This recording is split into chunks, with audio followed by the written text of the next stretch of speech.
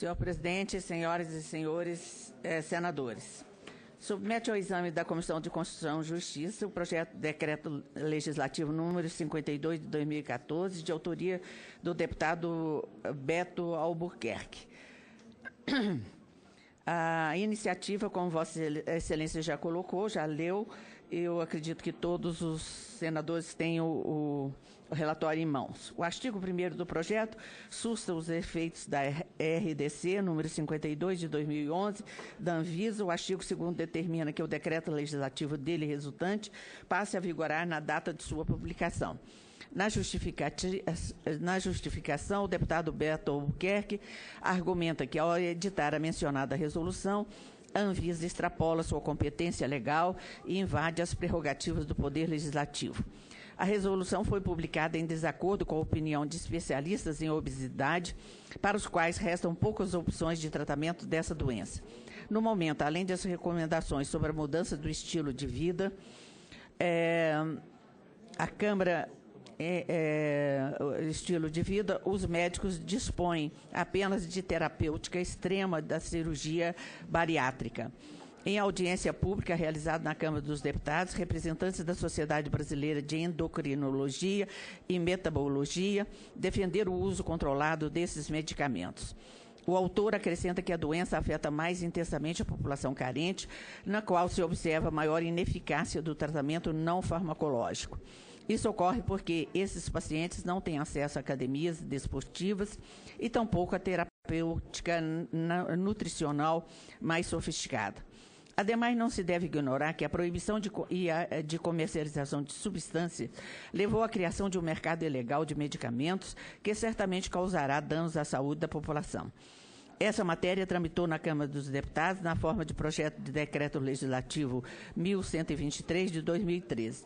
Os pareceres foram favoráveis na Comissão de Constituição, Justiça e Cidadania, na Comissão de Seguridade Social e Família, encaminhado ao plenário e foi aprovado no seu formato original. No Senado, o PDS número 52 de 2014 foi distribuído exclusivamente para apreciação da CCJ. Análise. Nos termos do inciso 1º e da linha F do inciso 2º, ambos do artigo 101 do Regimento Interno do Senado Federal, cabe à CCJ opinar sobre a constitucionalidade, juridicidade e regimentalidade técnica legislativa e, no caso, também acerca do mérito do PDS 52 de 2014. Quanto à constitucionalidade, a proposição se enquadra nos princípios inseridos no artigo 49, incisos 5 e 11 da Constituição da República, mediante os quais incumbe ao Congresso Nacional zelar pela preservação de sua competência legislativa, sustando atos normativos editados pelo Poder Executivo que exorbitem de seu poder regulamentador. Tal situação se faz por meio de decreto legislativo, conforme disciplina no inciso 2º do artigo 213 do Regimento Interno, razão pela qual estão respeitadas também a juridicidade e a regimentalidade do projeto. No que tange à técnica legislativa, o projeto atende aos pressupostos da Lei Complementar 95, de 26 de fevereiro de 98, que estabelece regras para a elaboração de leis. Quanto ao mérito, a proposição susta ato normativo da Anvisa que contraria o posicionamento quase que unânime dos médicos. Deve-se salientar que a obesidade é um importante fator de risco para diabetes e para graves afecções cardiovasculares, tais como o infarto do miocárdio e o acidente vascular cerebral. Segundo o Ministério da Saúde, essas doenças são as principais causadoras dos óbitos no Brasil.